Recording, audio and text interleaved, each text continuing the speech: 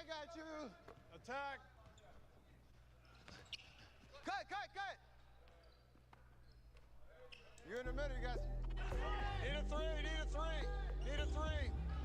Shoot it, BP. There you go. Yes, sir. Yeah, they don't miss a whole lot of shots when it comes to practice, Aqui, and certainly você that vai was the escolher case seu on opening night construtor e against the piloto Lakers. prediletos da Chris Rudy and F1. Mike with Depois you. disso, você será parte de suas áreas de fãs pelo resto da temporada ativa do F1 World.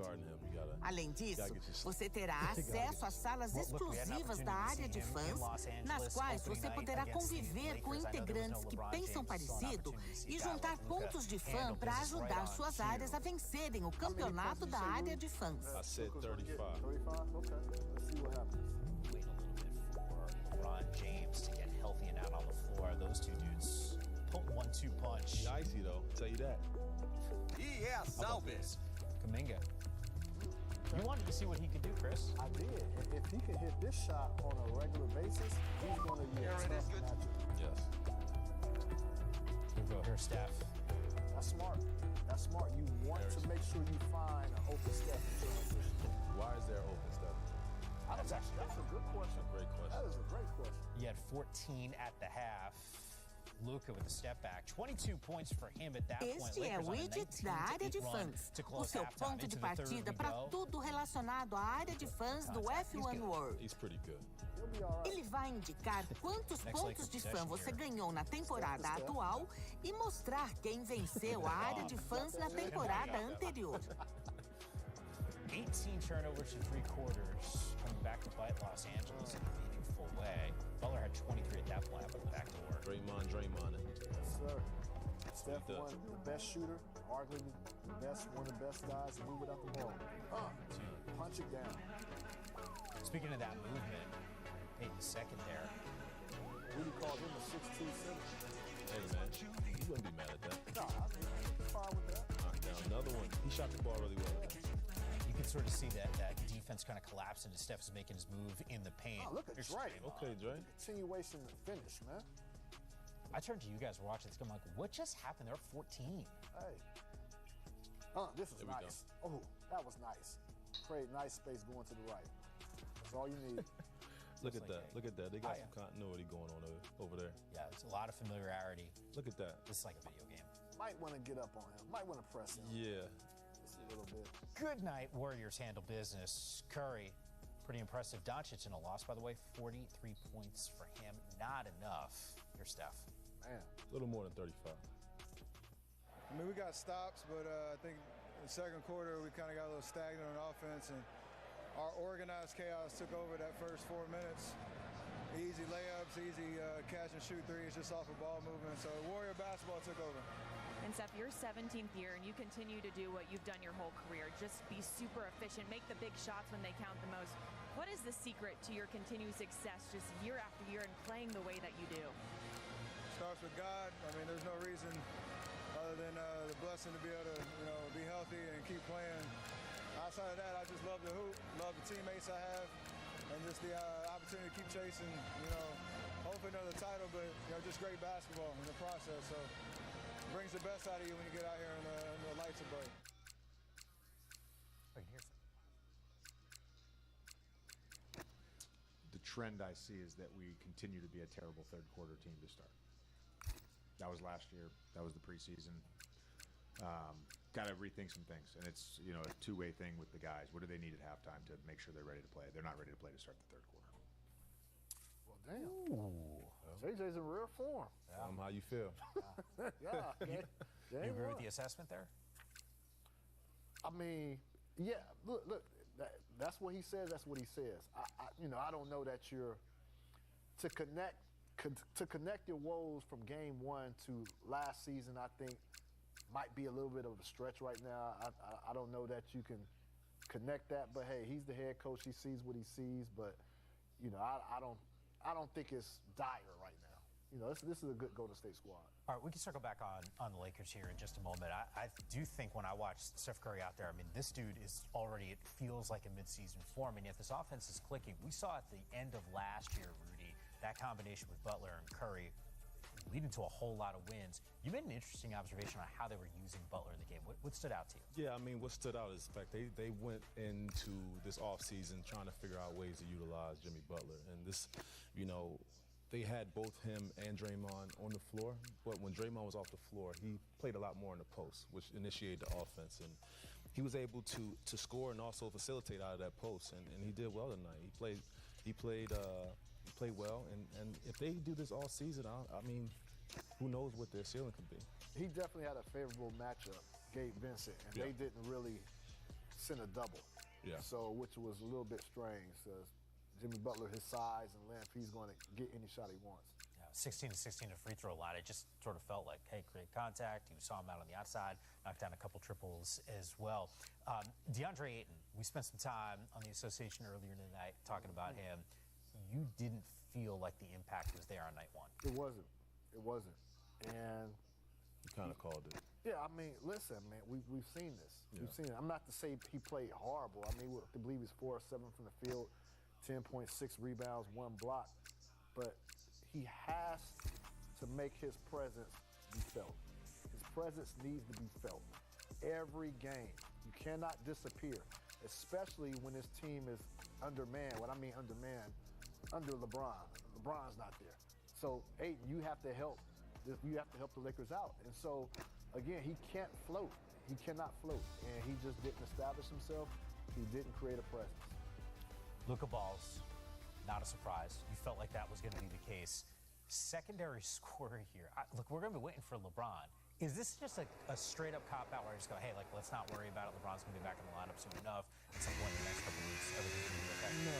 I think when LeBron comes back, I think everybody on the team knows that he's going to dominate the ball, if not share that with Luka. So this is a time for guys to kind of pick up their game, get some continuity with the other guys, and also try to find their game before he gets back. But it's Luka is Luka. Luka, we were talking about it in the back. He scores so easily and so quick. It's like he has a talent. He has a knack for scoring the ball. But parece que você ativou o rebobinar. Você pode use os controles para. He was just flustered, didn't really know where he was supposed to be, and you know, that'll take time too. It's a new team for him as well. Yeah, night number one from a Lakers perspective, not the way they wanted to go. Luka once again, 43 points in the win. If I'm not mistaken, someone on this set thinks he's got an opportunity to be an MVP. We'll make some picks. Hopefully I got that right. I don't know if Luka or scoring champ. But the point is, we'll make some predictions coming up next year on the association. It's the post-up on NBA TV.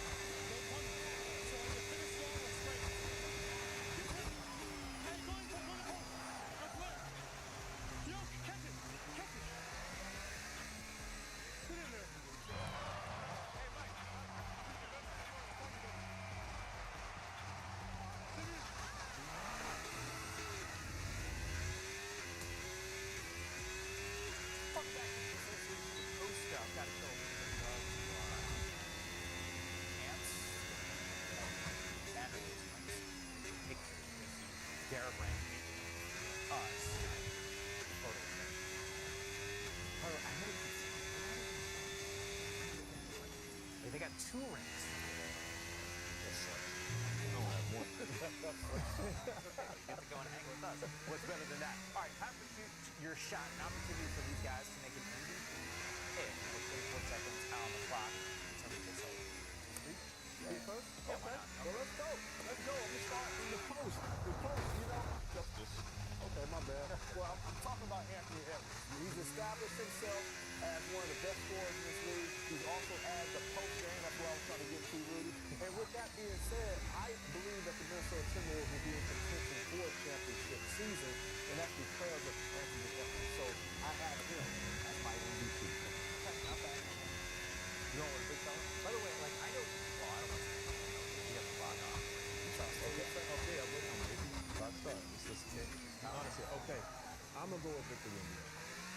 I think with this team, if they can get it to 49 wins, this guy plays defense, he plays offense. He's one of the unicorns in this league. I don't know if there's ever been a player in the league like this. I don't think there ever will be. I think Wemby has a chance to win. It's like I'm standing next to him. Like, it doesn't even matter. Like, I'm looking up, the whole thing is going on. Yeah, you haven't still next to him. No. It's another level at that point. All right, here we go. MVP for me. I actually thought, and I had forgotten, one of us thought was going to be but we can talk about him as scoring champ. For me, I'm going to roll with a guy that is going to have a lot of opportunities in critical moments. A team that's got to win. That's part of it. I'm going to go with Jalen Brunson. In that conversation, he's in the mix this season ago. Talk about those clutch moments for one of the premier players in the league. I still think the Knicks right now have not only an opportunity to get back to the conference finals, but go win an NBA championship. I got called out last time we did this for going over. Okay, I was clocking. That was good. We good. By the way, they are. Actually, we'll see them Wednesday. Two teams that could be in the conference finals in the East. We got New York Knicks matching up against Mobley out there as well. I want to miss it. On ESPN. Meanwhile, we're going to have some fun, some things that we have learned, and maybe even a look ahead to some of the Wednesday games. That's coming up next.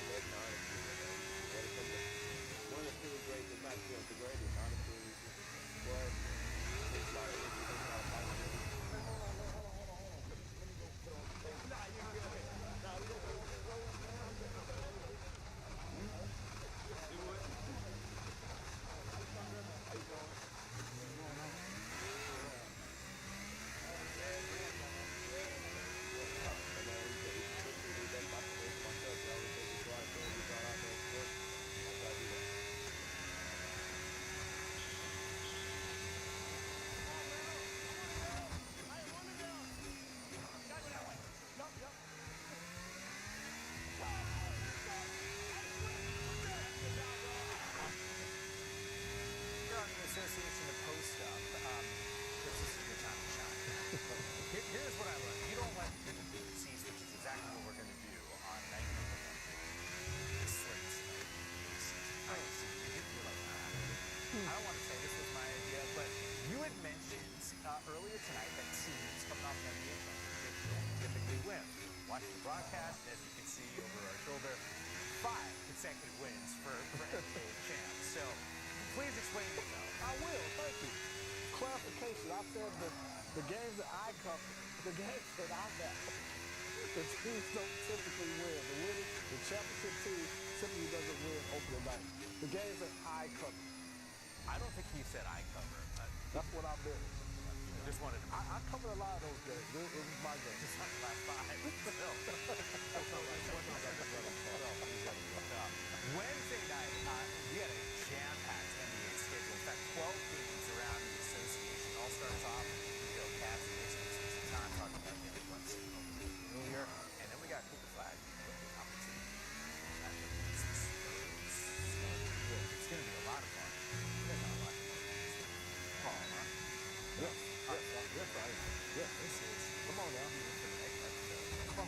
off.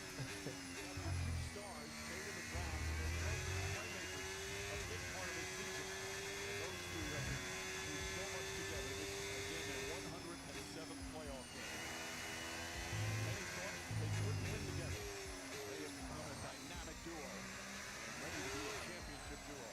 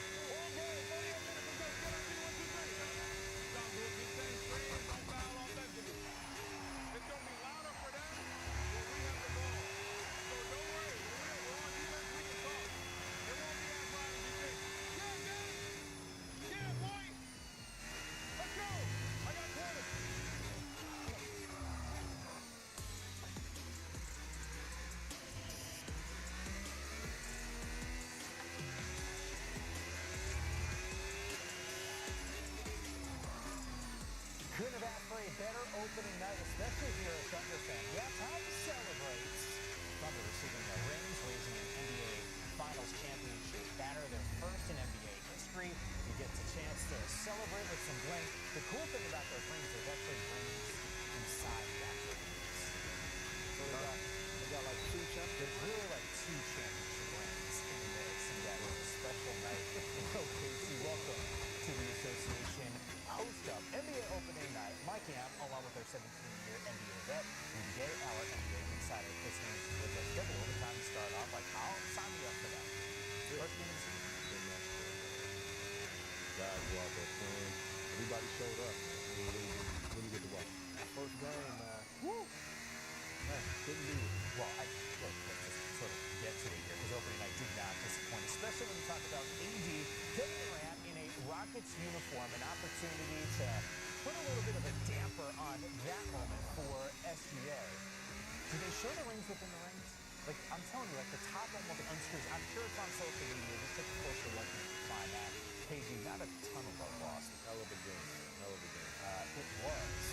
The opening moments here. How about Hey, Chet. Good though. You talking about Chet? Yeah. Okay. Yeah, James. That was a big finish for sure. He had a big first half. Kevin Durant, first points as a Rocket for him. Hit 14 at the break. He goes again. What's that, man? It's not about how big you are. It's how big your game is. In the game. Okay. Mitchell, beating the buzzer, got a little bit of contact, 16 points for him. Knocking them down today. Knocking them down. Yeah, sure. I mean, there are moments that he was just kind of handling the offensive load. Yeah, he took over in that second half. Outside, inside, playmaking, he did it all. Ooh, this guy right here, down the stretch, right here. Stretch. The reason why he's the MVP. Under a minute to go here. Mismatch. Oh, yeah. That's one thing he does, man. He does not play around. He just goes straight to where his strengths are. That's tough. 2 seconds on the clock. Who else? Over how many times? That's tough. In the extra session, see a big bucket. It's homer again. Clean it up. Clean it up. There he goes again. There he goes. Had a great game today. You know, there's like a little bit of a theme here. We're talking about Rockets buckets, and got a little defense here. Rockets, we're not talking about a heavy KD down the stretch. No. I mean, I guess we'll explain more about that Yeah, later. we'll talk a little bit more about that coming up in just a couple of moments here. Meanwhile, double overtime.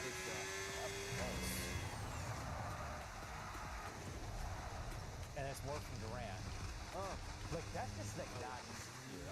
This game is back and forth for about the whole second. Look at this. You gotta snatch back like that, man. Night number 1, though. Be a fun season.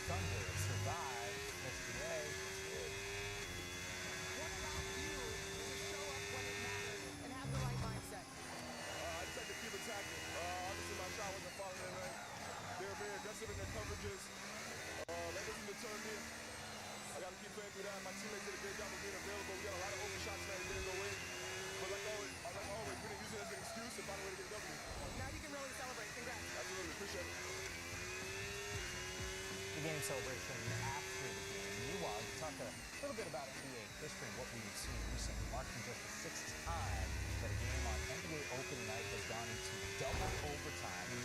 That happened in 20 years. Mavs beat the Suns by 3 points last time it happened. Rockets head coach, piloto, speaking. No, it's regulation. It's harder when you have a lead and you do some things that are in a good place to finish. Whether it's offensive rebound, shot and shooting, we're saying missing free throws.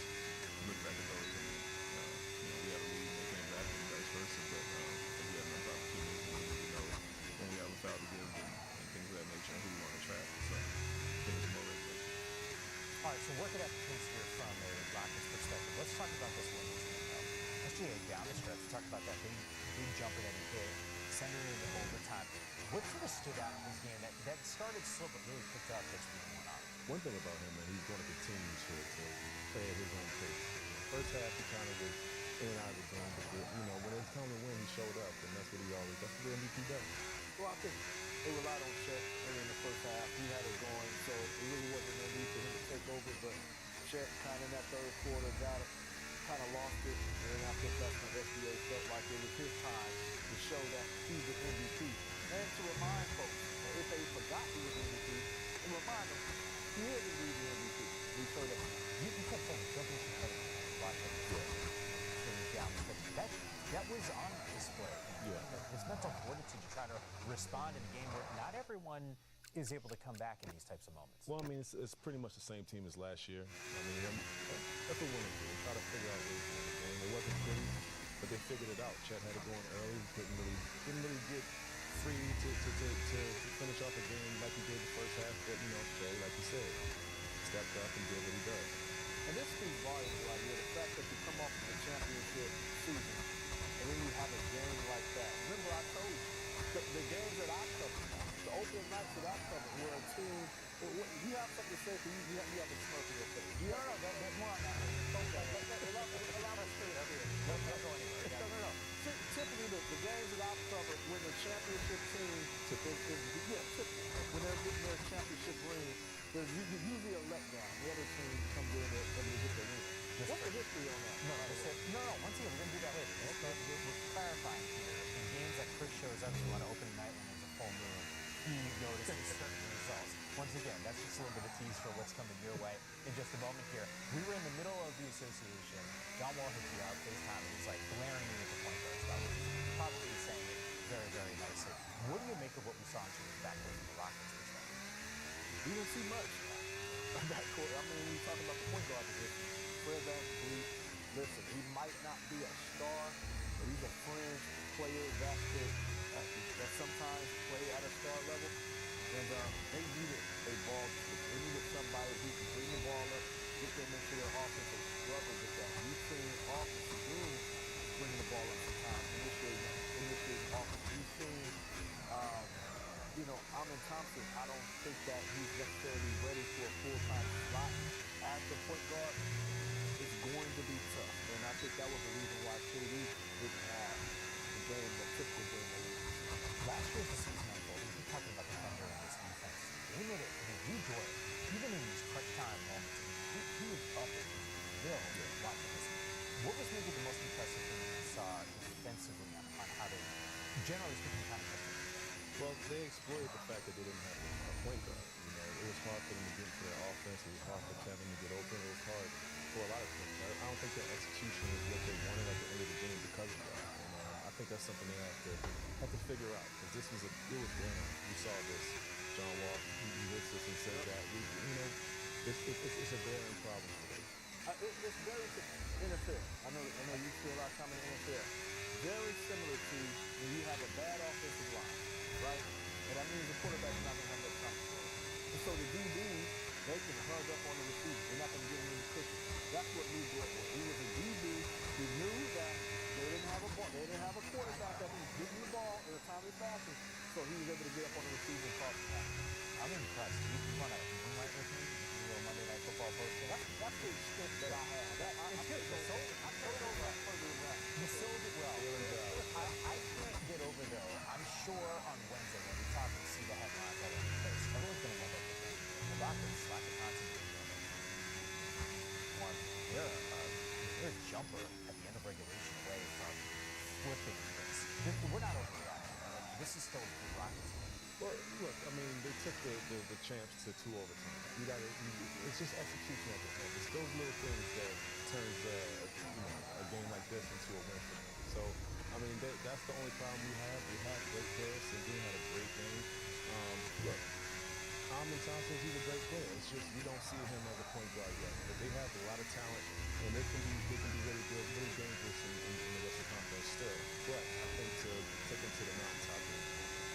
It's an opportunity to knock on the door opening night. Gonna take that, take it down, and it's all just of that accomplishment. So I'm telling you, all season long. I know we're going to be talking about that point guard spot. We'll find out a ton as a facilitator for this team's offense. That was game number 1.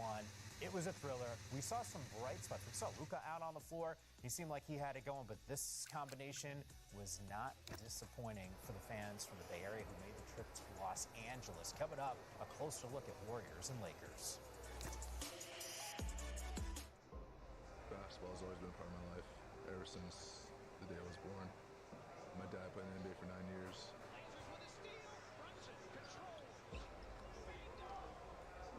Didn't really understand how hard my dad was working until I got older, and I realized, wow, he really pushed himself to the limits. That's how I was introduced, and he definitely set the bar for me of what I needed to do. My mom played basketball. Yeah, my mom would say she was a power player. She left Washington as the all-time leading scorer and all-time leading rebounder. And she played in WNBA. Smith runs it up, setting and Banchero looking to score. And there's Banchero getting a hoop. Yeah, my mom grew up, loving the game, teaching me the game. I used to grow up and people would just come up to me and tell me about how good she was. My mom was a basketball coach from the day I was born till probably I was age 13 or 14. So I was in the gym every day with her after school, on weekends. Like I'm always telling you, like, post up higher and lower, like higher up the key and lower. Nope. If they pushed me out here, I was out of range. So she would just teach me, drop steps, left and right hand finishes, all stuff that will help me become a better player.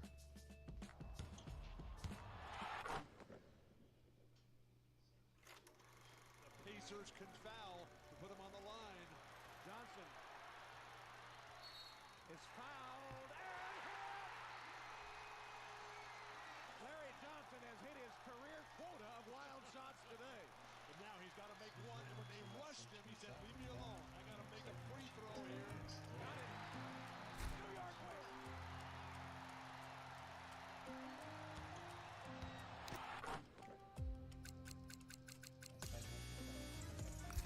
Oh, yeah. Meow. I got you. Attack. When I'm falling. Cut. You're in the middle, you guys. Need a three.